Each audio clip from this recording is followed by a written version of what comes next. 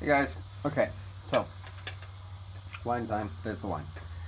I just got done watching a very interesting video called "The Lab Decoy," and it was put out on YouTube by Canon Australia. It's got about 10 million views, so maybe you've seen it.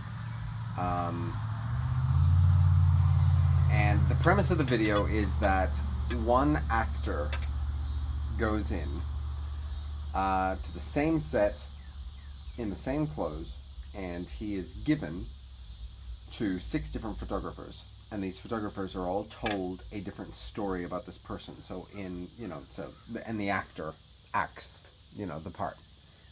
They say, well, this is Graham, he is an ex-convict.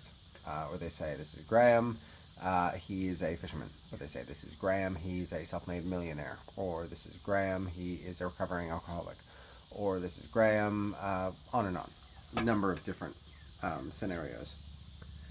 And the different pictures that were taken of this guy, the way that they look, is really remarkable. And Canon uses this as a very clever marketing ploy, basically saying that, you, the photographer, are the special one, not the person the person in front of the camera. It's the person behind the camera, because Canon wants to sell their Canon cameras.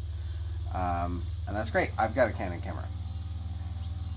So props to Canon for coming up with a really clever, it's like one of those, I liken it to the Dove commercial where they get the girl there and they doll her up with makeup, and then they do the photoshopping.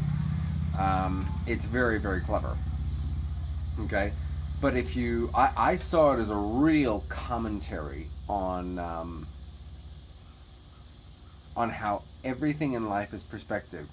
Because, and we didn't do it, but we wish we would have, at the end of it, if I would have been shown the pictures and told, who the people were, say, you've got to pick out the photograph where he's represented as a fisherman. You got to pick out the photograph where he's represented as a millionaire, or an ex-con, or a recovering alcoholic, or a psychic was another one. You've got to pick them out. I would have been able to pick them out. I can say that honestly. So, Canon's premise is interesting, but I don't know how accurate it is, because we all, me, you, most people would have been able to pick out those images as saying, that's the fisherman, that's the lifesaver, like a surf lifesaver down in Australia. That's the convict, that's the millionaire. We would have been able to pick it out based upon how he was represented by the photographer. Very interesting, because it just goes to show you that everything in life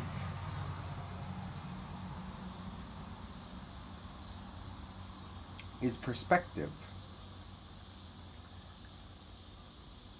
That whatever you believe about the situation, that's the reality you're going to create. The reality that those photographers created was that the photograph.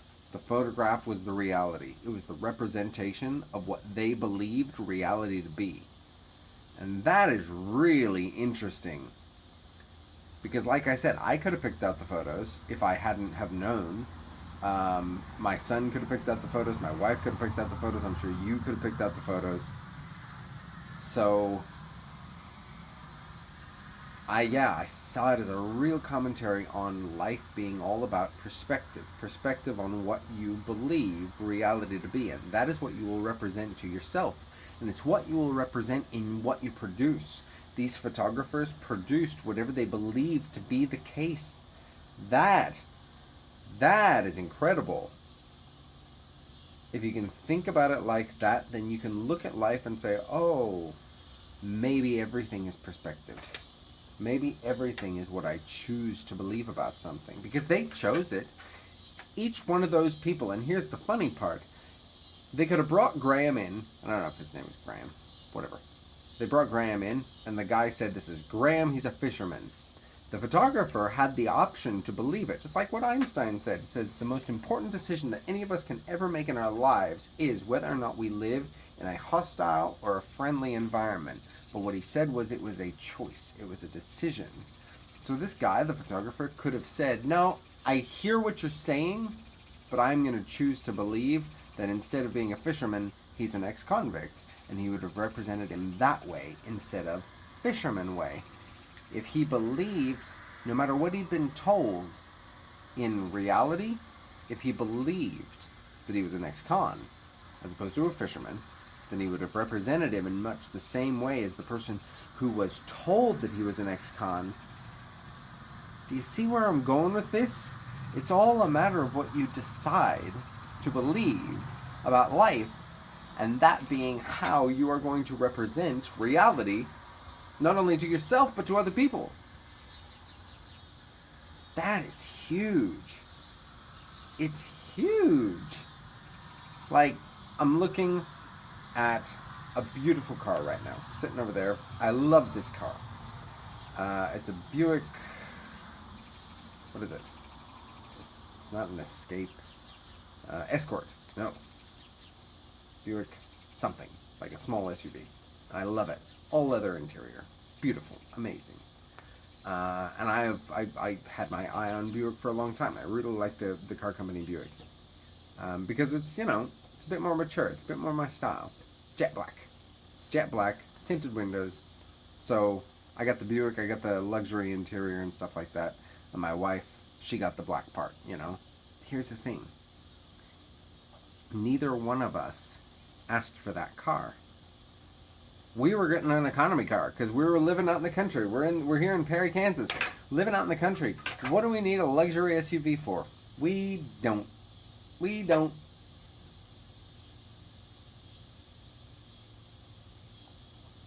But when I went in there, because we rented it, this is a rental car because we're leaving in a couple months. When I went in, I got an economy car.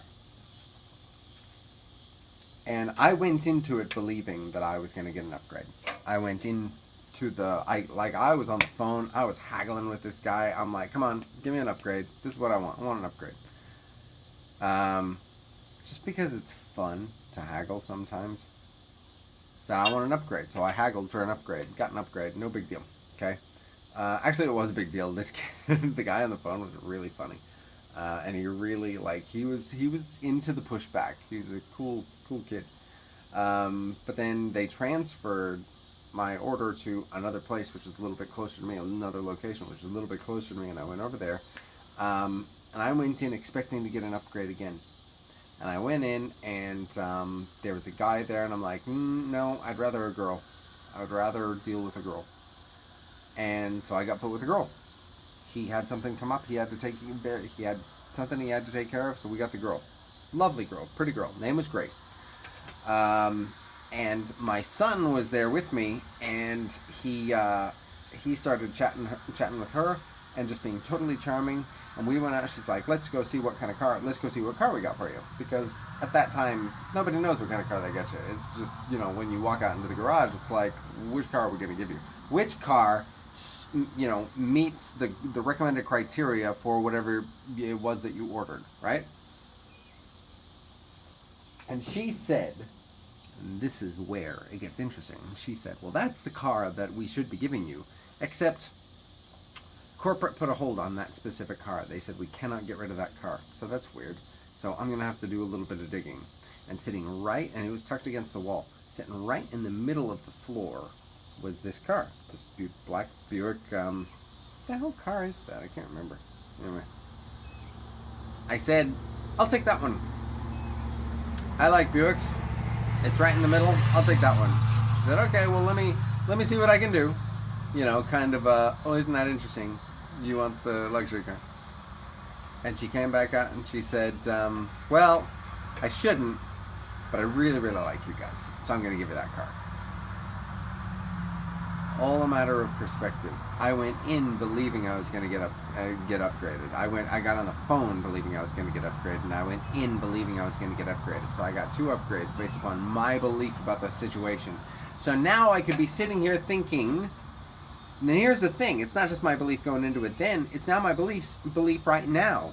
I could believe about this situation that, oh, I just got lucky. I got lucky. Yay for me, I got lucky. Or I could choose to believe I make my own fortune. I make my own luck. Luck is what happens when preparedness meets opportunity, and I was prepared for the situation. And the opportunity came up. So the dominance that I had over my body, which influenced the transfer of energy from me to the kid on the phone, and then second from me to Grace. Like, and here's the funny thing. They tried to run my card like 5 times. Maybe not 5, 4 times. 3 or 4 times. They tried to run it. It's like reality was saying no. No. This isn't the way it's supposed to be. He ordered an economy car. You gotta give him an economy car. At least, like, you can't give him this one. Maybe a step up. Not 2 steps up. Not with the all leather interior. You can't give him that one. That's not what he ordered. That's not where he's at right now. So reality was fighting, but I was stronger, and I can choose to believe whatever I want about that. I can choose to believe that I created my reality. I can choose to believe that I was prepared when the opportunity came. I can choose to believe that, or I can choose to believe I just got lucky. Yeah, wait till the next time I rent a car. Probably gonna give me a bomb, like out of The Mask when Jim Carrey gets the loner. I could believe that. And guess what I get next time? Probably something very similar to that. Or I could believe that everything goes my way.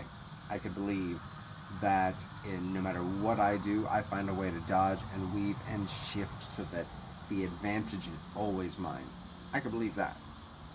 I'm going to choose to believe that one over the other one because it's all a matter of perspective. I could have picked out the pictures. I could have picked out the ones that said fisherman, ex-con, millionaire. I could have done it. So could you. It's all a matter of perspective. Photographers don't mean shit. It's all about what you believe about the person or about the reality that you've been sold.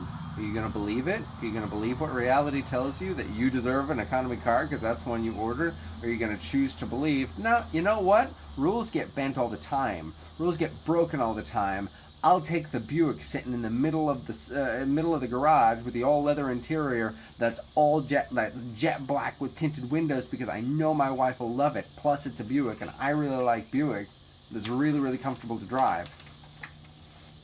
I'll believe that over the other one. All right? Bye.